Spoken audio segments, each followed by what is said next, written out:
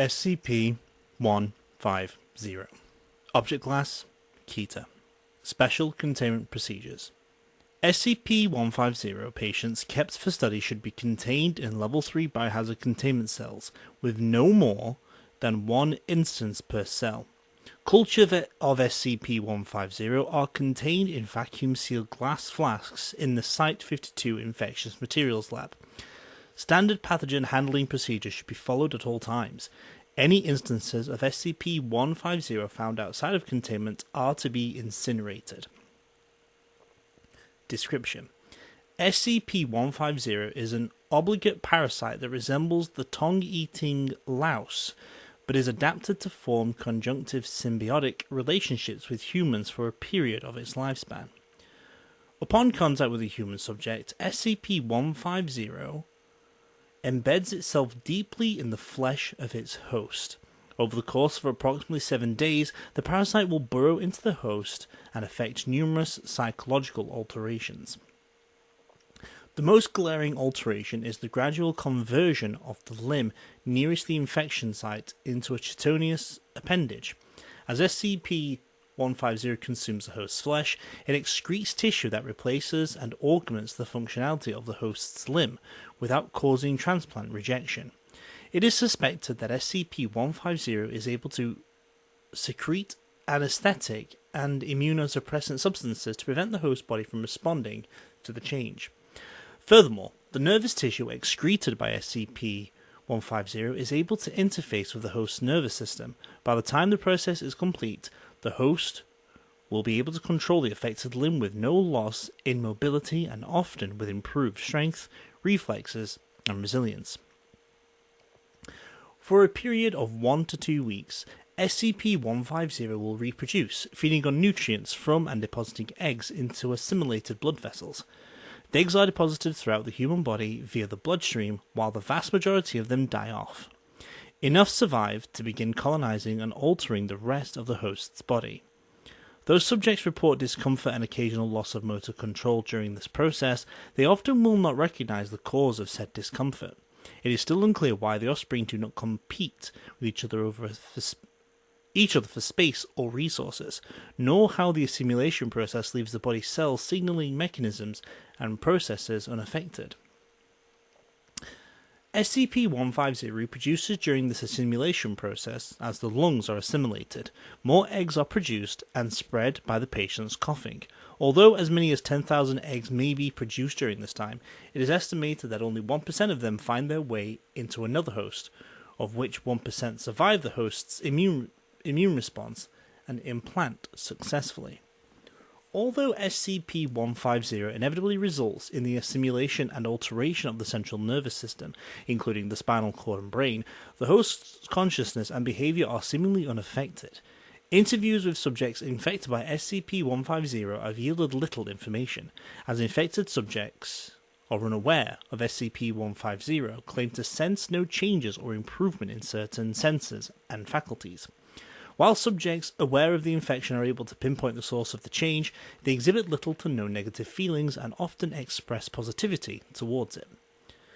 Addendum 150-E. Transcript of exploratory leucotomy and nervous tissue transformation experiments.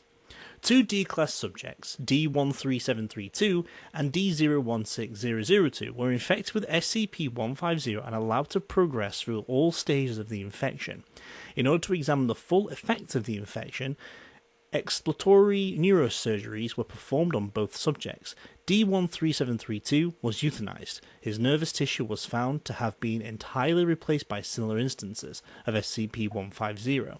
The instances comprising his brain matter were extracted and stored for experimentation on D016002. Following decompressive craniotomy and leucotomy were performed by Dr. Harlan Soon, Dr. Wendy Robin, and Dr. Alex Harlow on D016002. The transcript is as follows. What is your name? Mako. Name something to sit in. Chair. What is the colour of grass? Green. What is 1 plus 1? 2. We have marked off the approximate location of the Verkness area. Thank you, Dr. Sun. I will now extract some of the specimens from this area. Name something to sit in. Seats?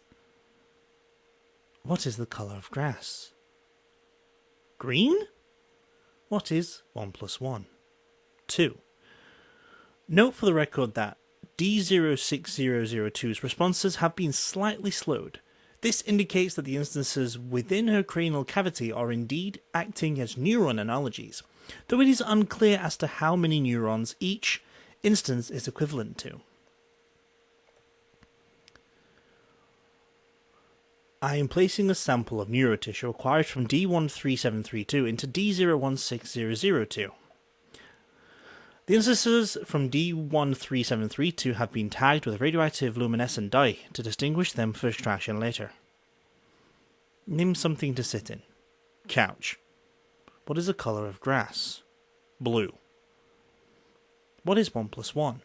2. What is 10 times 11? 111. D16002's responses have returned to normal speed. This suggests that it is possible for 150 nervous tissues to be swapped freely between host individuals without rejection. We will now begin the final procedure.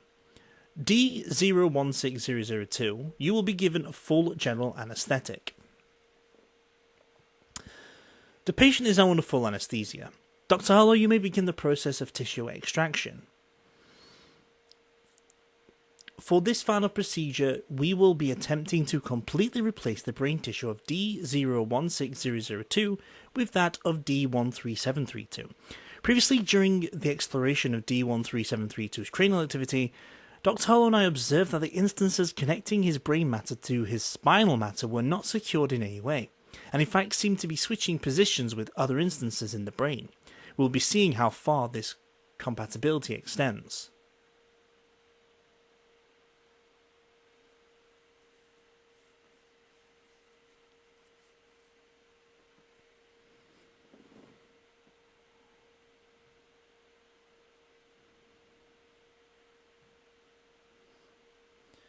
Extraction complete. D016002's brain matter has been successfully removed. Dr. Harlow is now placing D13732's brain matter into D06002's exposed cranial cavity. Heart rate steady. We have a pulse and breathing. Give it another minute. Okay, let's wake her up. What is your name? Michael. Jesus. Name something to sit in. Beanbags. What is the colour of grass? Green. What is 1 plus 1?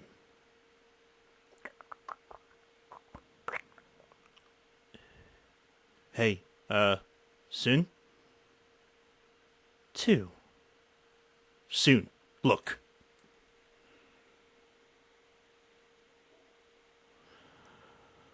Well, that's new.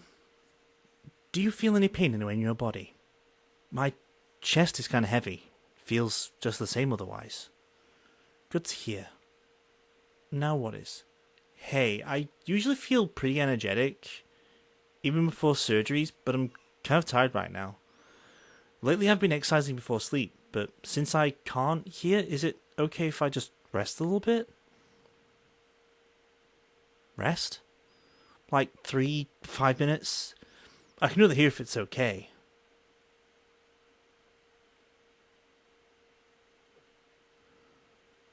That doesn't seem good.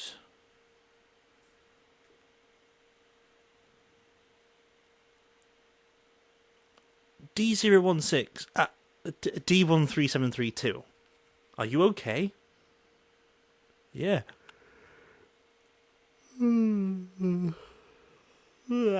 I'm fine. Why do you ask?